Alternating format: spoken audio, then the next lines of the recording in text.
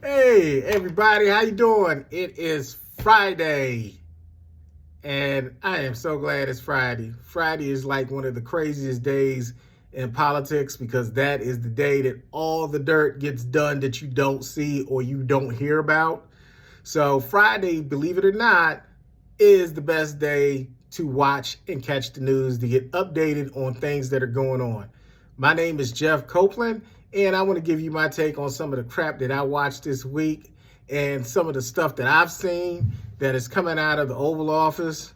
Crazy, crazy times. First of all, 7,000 employees from the IRS got notices that their services are no longer needed.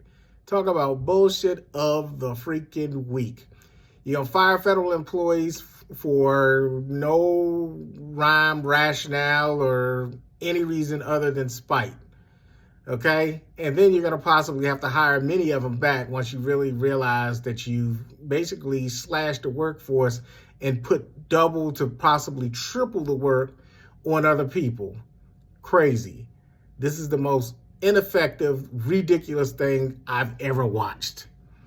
We also had a confirmation of Mr. Patel for the FBI director, a guy who has been put in this position clearly as a DEI hire. There's nothing in this man's resume that says he should lead the FBI. Damn shame. Damn shame. And it just gets crazier and crazier every day when I wake up. I mean, the one thing I can say about Trump creates an ecosystem and an environment where the news is all about him every day. I can't even have a conversation with friends without Trump coming up. Either it's I hate Trump, I don't like Trump, I can't stand Trump. And I'm like, I don't even want to talk about Trump. I want to talk about the movie.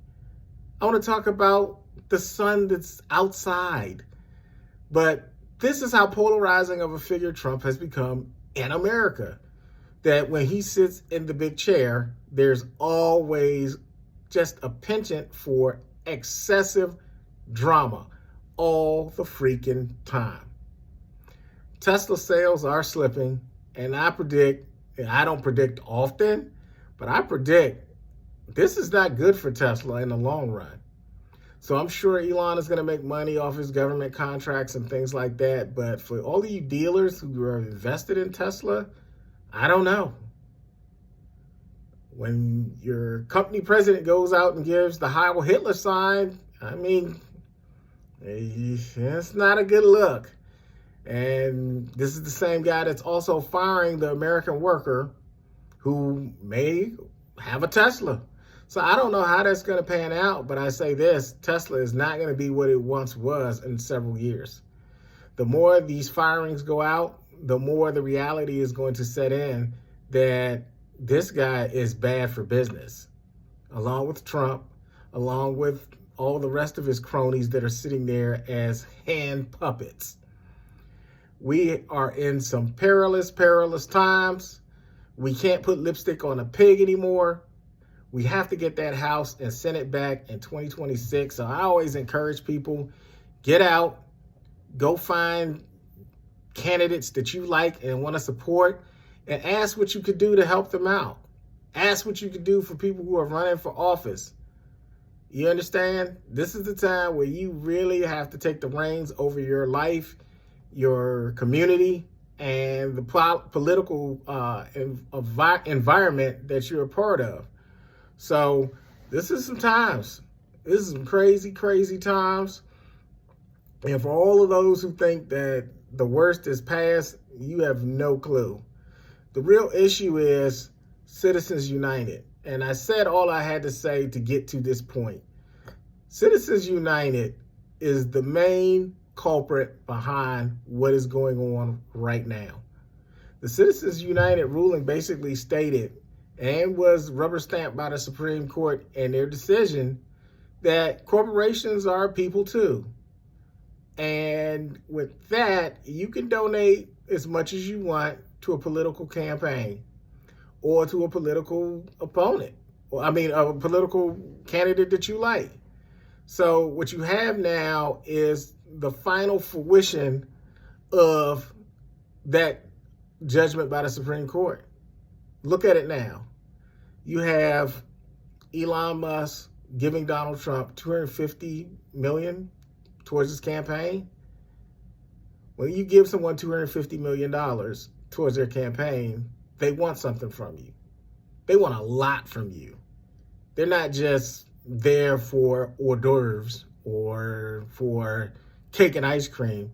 Someone gives you $250 million, they want something from you. They want access to your presidency.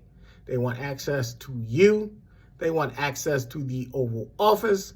So that's what comes with making people, money the main reason and rationale of why you do something. This is bad, and it's only going to get worse in the future because as people make more money, the expectations for government and contracts are there. You have Elon Musk determining who gets fired, who doesn't get fired. He has no idea what certain agencies do. He has no idea what certain employees' job functions are. He's dispatched a team of douchebags who are fresh out of college. Some of them are racist as hell. And he's unleashed these people on the government at the behest of the President of the United States, at the behest of the $250 million that Elon gave him.